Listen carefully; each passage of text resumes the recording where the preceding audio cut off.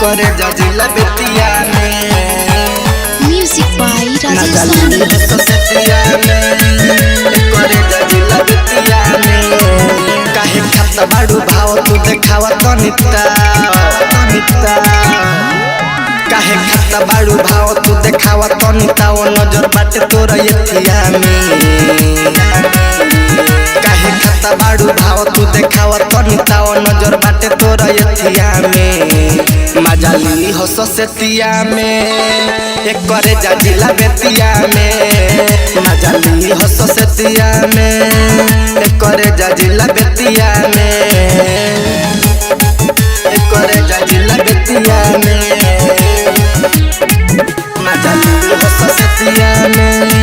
एक करे जजिला बेतिया में नचर पगली कमर हिला के होई रंगदार हम अपना जिला के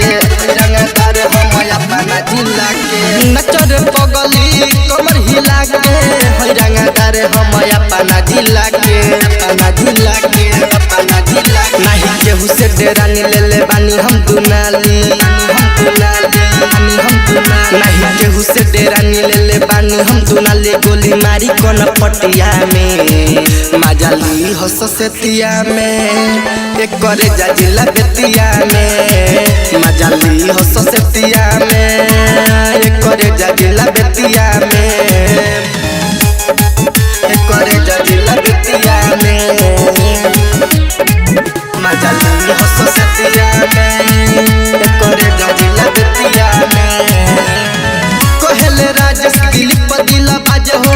छोड़ी नया जे तो हकेरी तुराज हो छोड़ी नया जे तो हकेरी तुराज हो कहले राजेश दिलीप दिला बाज हो छोड़ी नया जे तो हकेरी तुराज हो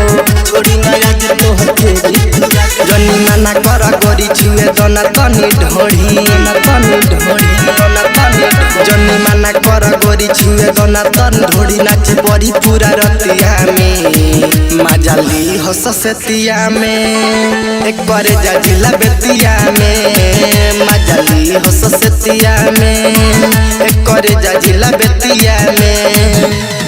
सिग्मा रिकॉर्डिंग स्टूडियो सुगौली।